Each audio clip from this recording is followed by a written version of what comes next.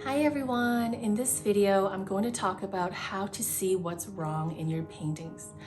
Let's face it, we all artists go through this. We run into a time when something just looks off in our paintings and we don't know how to fix it. And the more we try to fix that thing that looks wrong, the more off-putting it looks. So the real challenge is, how do I objectively analyze my painting and how do I fix all the mistakes?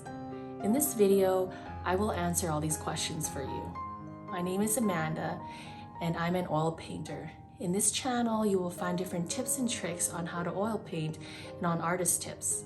If you like my videos, I do have 2 free ebooks that's available for download at the link below. Without further ado, let's get started. The very first thing that you need in order to see what's wrong in your paintings is to be able to see. You want to be able to see your painting clearly and objectively. When you stare at your painting for a long time, it's hard to see what's wrong with it.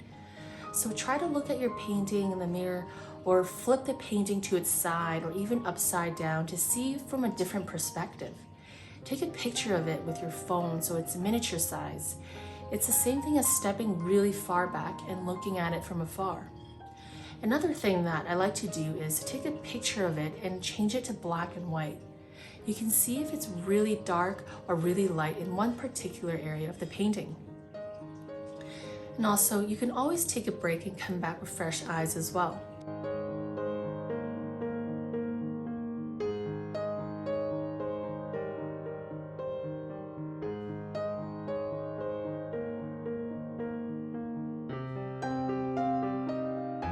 Now let's get into the actual analysis. I want to talk about composition and design.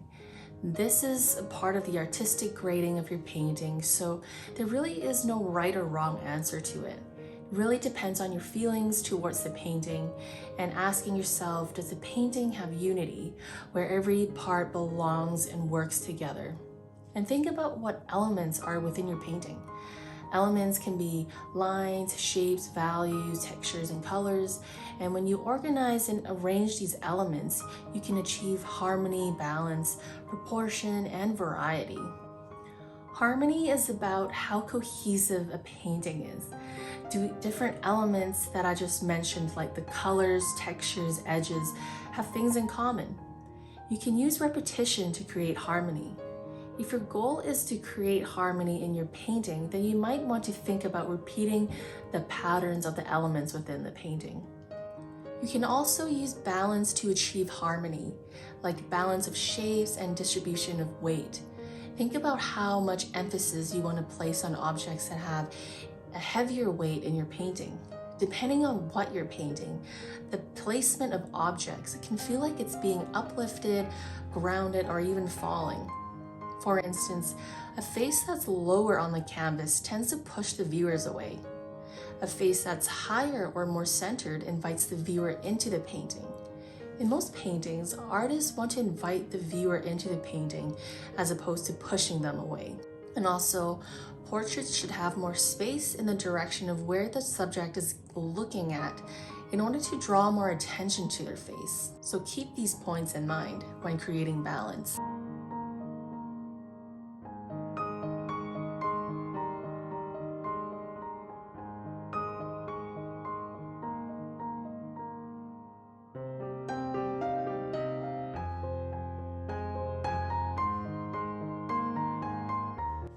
When it comes to proportion, you can also use different elements in the painting to offset objects that have too much weight distribution in the painting. This will allow you to create dominance and emphasis on your subjects. On the other hand, you can evaluate whether you have variety in your painting. Variety creates visual contrast and can make things stand out more. Having texture and temperature variety creates dynamism. It can really highlight certain parts of the face. When the whole painting is smooth and flat, or the entire painting is thick in texture, the painting becomes very one-dimensional. Variety in edges makes a huge difference in how realistic and interesting the painting looks.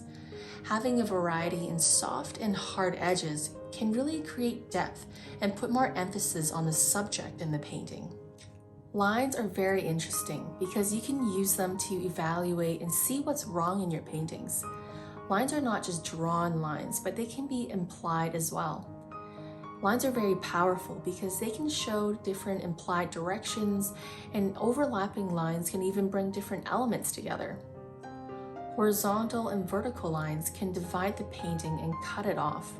So in most paintings, I actually like to break any lines that are directly cutting the painting off. Lines can also help draw attention to the subject. You want to pay attention to tangent lines, which are objects that share the same edge and run in tangent to each other.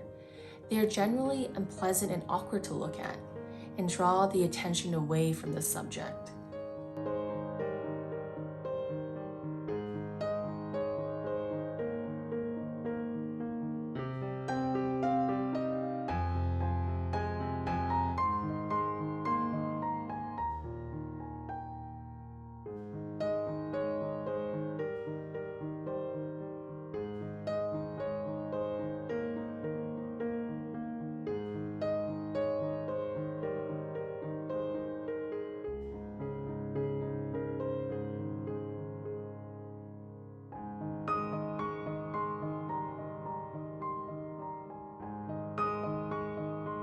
Aside from composition and design, we can look at the painting objectively in terms of color theory to see what's wrong with the painting.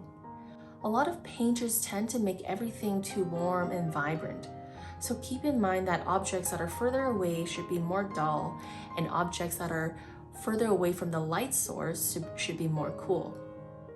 This goes back to having variety, but using it correctly in terms of color theory can really bring the realism out of your painting.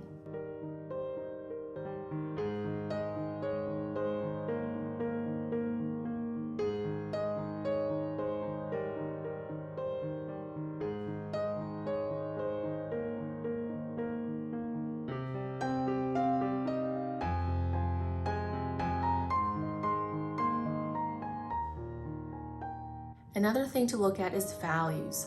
I always stress this when evaluating what's wrong in your paintings, because having the correct values can bring the illusion of light and that all the objects in relation to each other in the painting are real. You can check the painting against a black and white version of the reference, or you can use a value finder to see your painting in monochromatic colors. Or you can do a quick check. Just squint your eyes while looking between your painting and the reference photo to see if the dark and the lights are in the same place or the right values.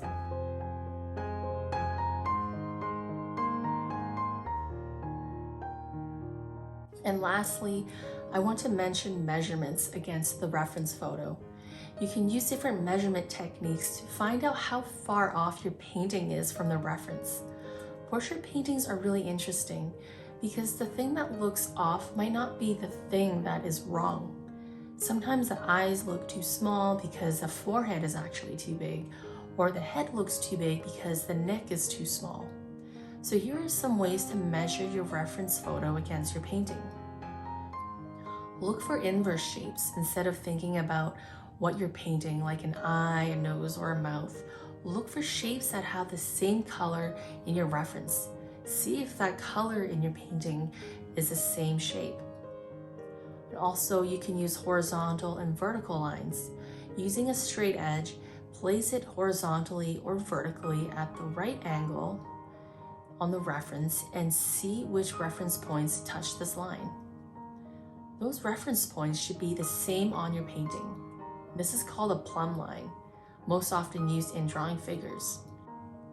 You can also measure if your proportions are correct by using a divider. Measure the size of what you're painting and then find something else in the reference that is the same size. This relationship should be the same in your painting. And also, you can compare the angles by drawing a line along something in the reference to see if it's the same angle in your painting. So you can just eyeball if they're the same angle.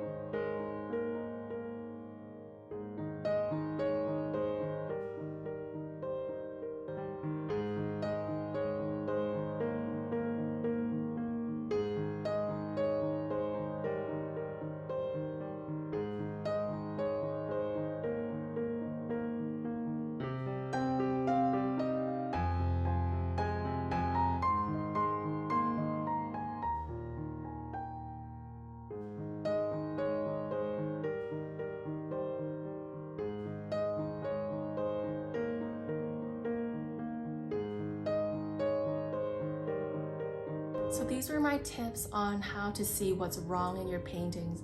Let me know what questions or comments that you have. I'd like to know what ways you've been able to see what's off in your paintings. And again, my free ebooks are available for download at the link below. Thank you so much for watching. I'll see you next time.